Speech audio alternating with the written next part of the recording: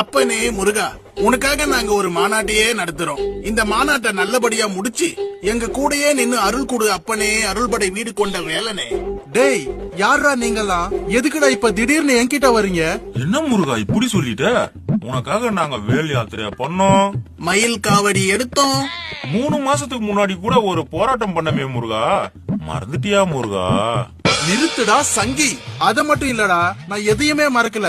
பீகார்லயும் உத்தரப்பிரதேசம்லயும் ராமரை வச்சு கலவரம் பண்ணி மக்களை ஏமாத்துனீங்க.